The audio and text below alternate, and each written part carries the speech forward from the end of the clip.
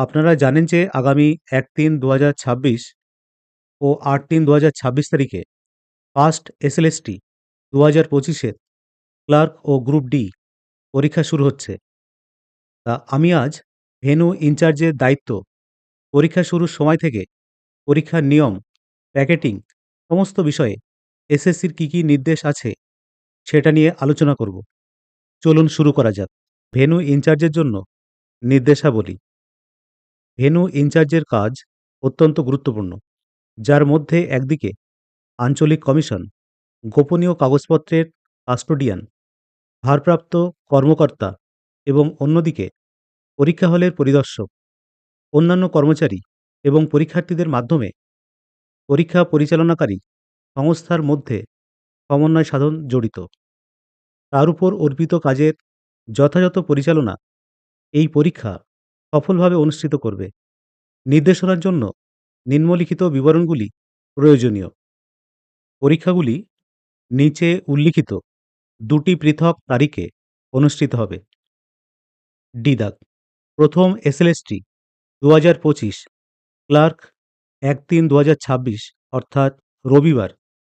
পরীক্ষা শুরুর টাইম হচ্ছে দুপুর ১২টা থেকে ১টা ৫০ পর্যন্ত। যদি দৃষ্টিহীন প্রতিবন্ধী থাকে তাদের ক্ষেত্রে ২টো ২০ পর্যন্ত।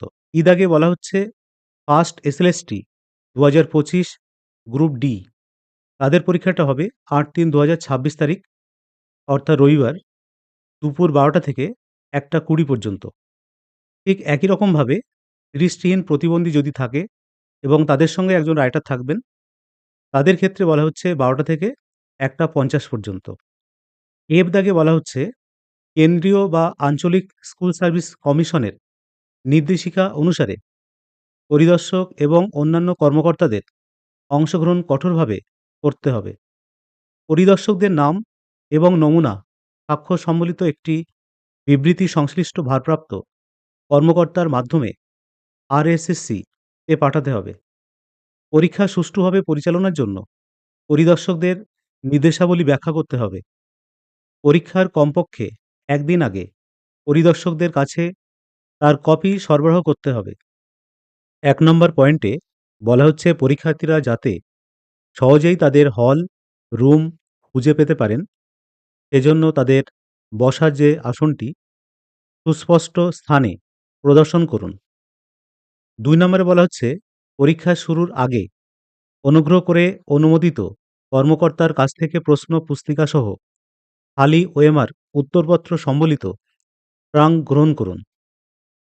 ৩ নম্বরে বলা হচ্ছে দায়িত্বপ্রাপ্ত কর্মকর্তা বা সংশ্লিষ্ট আঞ্চলিক কমিশনের কাছ থেকে পূর্ব মুদ্রিত ডাকঘর রোল নাম্বার অনুসারে উপস্থিতিপত্র বা অ্যাটেন্ডেন্স শিট, প্রার্থীদের ছবি এবং স্বাক্ষরসহ গ্রহণ করুন। ৪ নম্বরে বলা হচ্ছে পরীক্ষা শুরুর নির্ধারিত সময়ের ২ ঘন্টা আগে পরীক্ষার্থীদের পরীক্ষা কেন্দ্রে প্রবেশের অনুমতি দেওয়া হবে।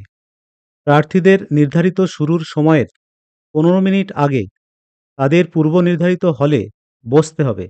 পরীক্ষার্থীদের চপ্পল পরে পরীক্ষা কেন্দ্রে আসতে হবে। অন্য কোনো পাদুকা পরতে দেওয়া হবে না।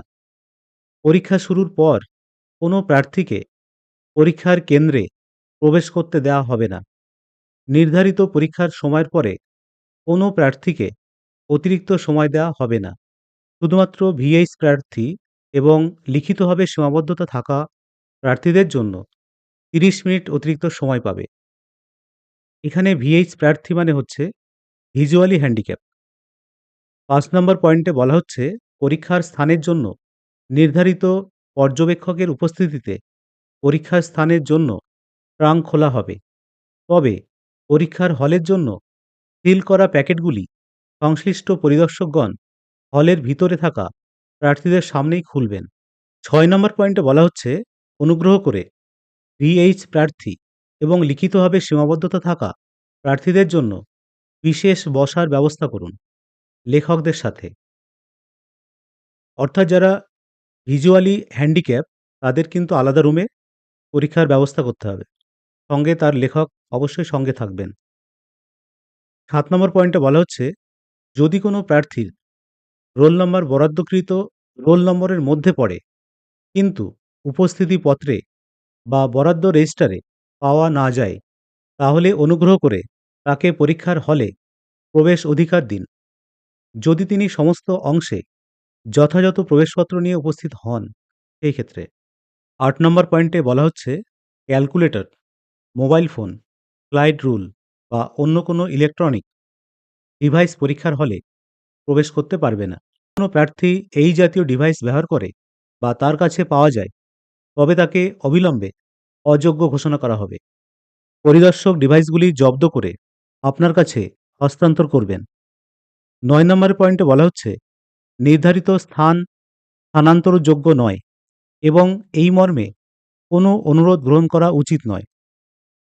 ১০ নম্বর, পরীক্ষার সময় কোনো অন্যায্য আচরণের জন্য দোষী সাব্যস্ত হওয়া কোনো প্রার্থীকে তাৎক্ষণিকভাবে অযোগ্য ঘোষণা করা হবে এবং এই সিদ্ধান্ত সংশ্লিষ্ট কেন্দ্রীয় আঞ্চলিক স্কুল সার্ভিস কমিশনকে জানানো উচিত।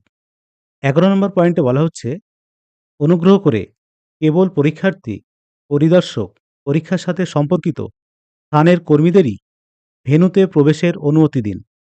কোনো অনুমোদিত ব্যক্তিকে ভেন্যুতে প্রবেশ করতে দেওয়া যাবে না। ১২ নম্বর পয়েন্টে বলা হচ্ছে পরীক্ষা শুরুর ১৫ মিনিট আগে ওএমআর শিট সহ সমস্ত পুস্তিকা বিতরণ করা হবে এবং প্রার্থীদের ওএমআর শিট সহ প্রশ্ন পুস্তিকায় প্রদত্ত স্থানটিতে প্রাসঙ্গিক তথ্য পূরণ করতে হবে। পরীক্ষা শুরু না হওয়া পর্যন্ত অন্য কোনো চিহ্ন দেয়া যাবে না।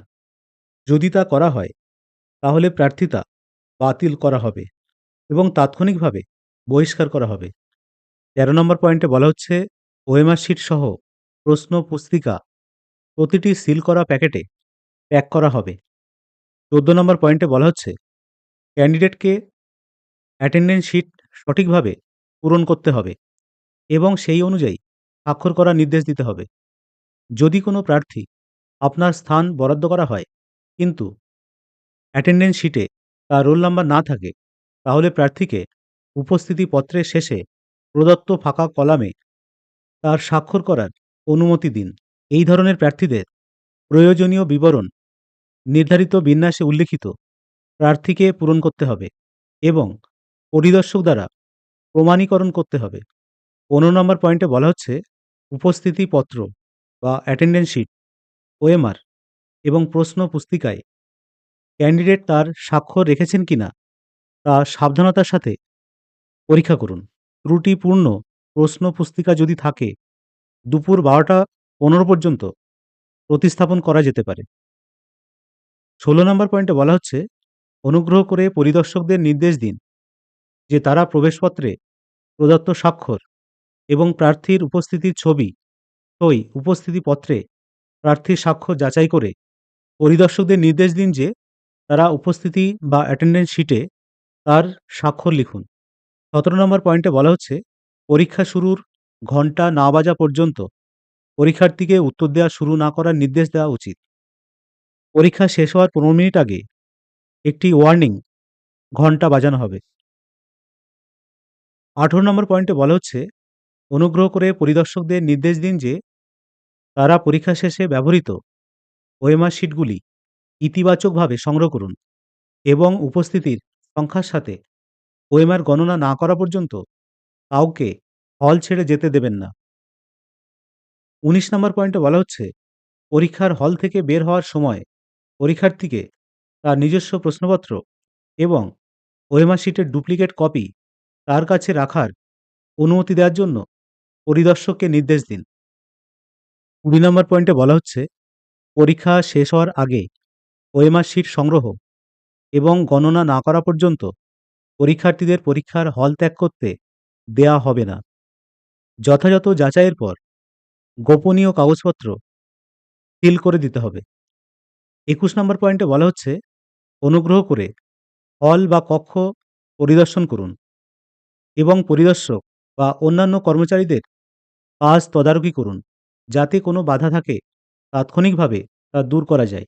২২ নম্বর পয়েন্টে বলা হচ্ছে অনুগ্রহ করে হল বা কক্ষ অনুসারে স্বাক্ষরিত অ্যাটেন্ডেন্স শিট এবং ব্যবহৃত ওএমআর শিট পরিদর্শকদের কাছ থেকে সংগ্রহ করুন। অনুগ্রহ করে সমস্ত কক্ষভিত্তিক প্যাকেট ওএমআর ধারণকারী একসাথে বেঁধে দিন এবং উপরের শীটটি একটি সেলোটেপ দিয়ে বড় প্যাকেটে আটকে দিন এবং উপরের শীটটি একটি সেলোটেপ দিয়ে বড় প্যাকেটে আটকে দিন। ব্যবহৃত ওএমআর পি2 এর বিবৃতিও বড় প্যাকেটে অর্থাৎ 1 এ রাখতে হবে। পরীক্ষা শেষ হওয়ার পর অনুগ্রহ করে অনুমোদিত কর্মকর্তা এবং পুলিশ এসকর্টদের সাথে সংশ্লিষ্ট ট্রেজারিতে যান এবং সমস্ত প্যাকেটগুলি একটি ডিসপ্যাচ রিপোর্ট সহ কাস্টোডিয়ানদের কাছে জমা দিন। ডিসপ্যাচ রিপোর্টগুলি বড় সিল করা প্যাকেটগুলিতে ট্রাঙ্ক নাম্বার 1 এবং ট্রাঙ্ক নাম্বার 2 আটকাতে হবে। 23 নম্বরে বলা হচ্ছে টপ শিট এবং ডিসপ্যাচ রিপোর্টের একটি কপি আপনার কাছে রাখতে হবে। 24 নম্বর পয়েন্টে বলা হচ্ছে পরীক্ষার সাথে সম্পর্কিত সমস্ত খরচ কমিশন কর্তৃক প্রদত্ত অনুদান থেকে বহন করতে হবে। 25 নম্বর পয়েন্টে বলা হচ্ছে অনুগ্রহ করে ব্যবহৃত উত্তরপত্র ওএমআর এবং ব্যবহৃত উত্তরপত্রের বিবৃতি পি2 একটি বড় প্যাকেটে 1 এ রাখুন। তার উপর বিস্তারিত উল্লেখ করে একটি টপ শিট রাখুন এবং স্বাক্ষর এবং তারিখ দিয়ে সিল করুন। 26 নম্বর পয়েন্টে বলা হচ্ছে অনুগ্রহ করে অব্যবহৃত ওএমআর সহ অব্যবহৃত প্রশ্নপত্রগুলি একটি পৃথক প্যাকেটে রাখুন। তাদের উপর সংশ্লিষ্ট টপ শিটগুলি রাখুন, স্বাক্ষর এবং তারিখ দিয়ে সিল করুন এবং ট্রাঙ্ক 2 এ রাখুন। 27 নম্বর পয়েন্টে বলা হচ্ছে অনুগ্রহ করে নিম্নলিখিত প্যাকেটগুলি প্রস্তুত করুন এবং সেগুলি ট্রাঙ্ক 1 এ রাখুন। প্রার্থী এবং পরিদর্শক স্বাক্ষর করার পর অ্যাটেন্ডেন্স শিট প্যাকেট 1, পর্যবেক্ষকের বিবৃতি A1, পর্যবেক্ষকের ঘোষণা A2, স্থান ভারপ্রাপ্তের বিবৃতি B1, পরিদর্শকের বিবৃতি C1, প্রেরণ স্মারক D1, নমুনা সাক্ষ্যসহ পরিদর্শকের বিবরণ একটি ছোট প্যাকেটে রাখতে হবে। 28 নম্বর পয়েন্টে বলা হচ্ছে পরীক্ষা শেষ হওয়ার পরে অনুগ্রহ করে প্যাকিং শুরু করুন। 29 নম্বর পয়েন্টে বলা হচ্ছে অনুগ্রহ করে সংশ্লিষ্ট আঞ্চলিক কমিশন থেকে কেন্দ্রের অনুদান অনেক আগেই সংগ্রহ করুন। 30 নম্বর পয়েন্টে বলা হচ্ছে অনুগ্রহ করে পরিদর্শক এবং প্রতিষ্ঠানের অন্যান্য কর্মচারীদের অর্থ প্রদান করুন এবং কেন্দ্রের অনুদান থেকে অন্যান্য সমস্ত চার্জ পরিশোধ করুন। 31 নম্বর পয়েন্টে বলা হচ্ছে অনুগ্রহ করে পরীক্ষার তারিখ থেকে 7 দিনের মধ্যে সংশ্লিষ্ট আঞ্চলিক কমিশনে অব্যবহৃত তহবিল সহ ব্যবহারের সনদ জমা দিন।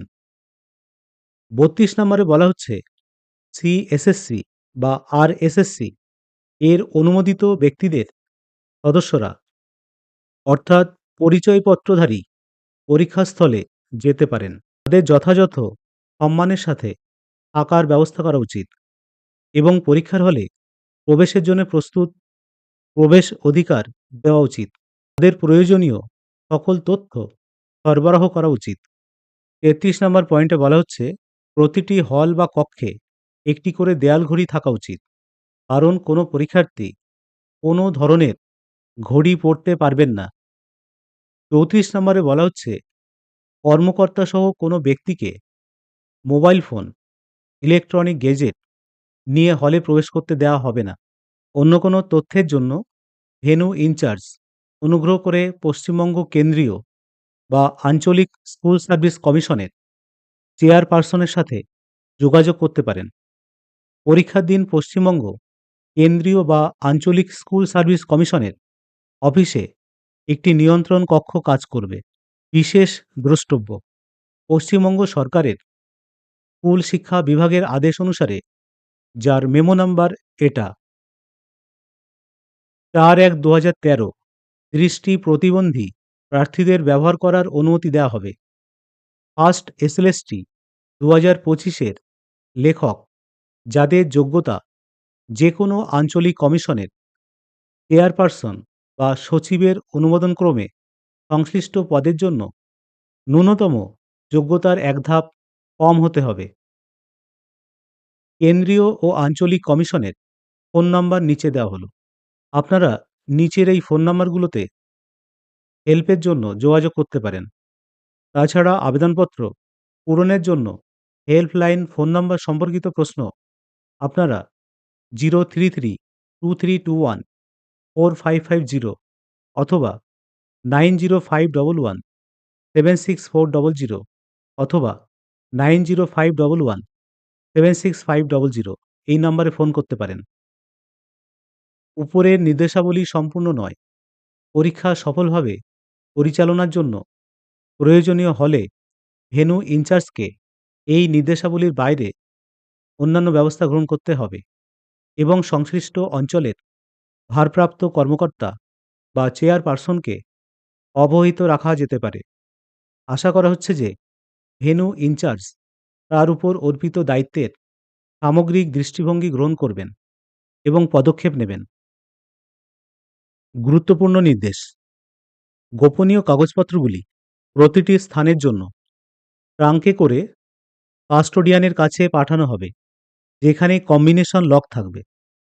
পরীক্ষার সময়সীমার আগে প্রতিটি স্থানের ভারপ্রাপ্ত কর্মকর্তা এবং পর্যবেক্ষকের কাছে কম্বিনেশন পাঠানো হবে, যাতে উত্তরপত্র, ওএমআর সহ প্রশ্নপত্র বিতরণ সহজে করা যায়। তবে নির্দেশ অনুসারে গোপন কাগজপত্র যুক্ত ট্রাঙ্কগুলি পরীক্ষার তারিখে সকাল 11টার আগে ভেন্যু ইনচার্জ এবং পর্যবেক্ষক দ্বারা খোলা উচিত নয়। পরীক্ষার শেষ তারিখ পর্যন্ত সকাল 11:30 থেকে পরীক্ষা হলের ভেতরে মোবাইল ফোন বহন করা কঠোরভাবে নিষিদ্ধ। বন্ধুরা, এটাই ছিল এসএসসির নির্দেশিকা। যদি ভিডিওটি ইনফরমেটিভ মনে হয় তাহলে অবশ্যই লাইক, শেয়ার ও কমেন্ট করবেন। ধন্যবাদ।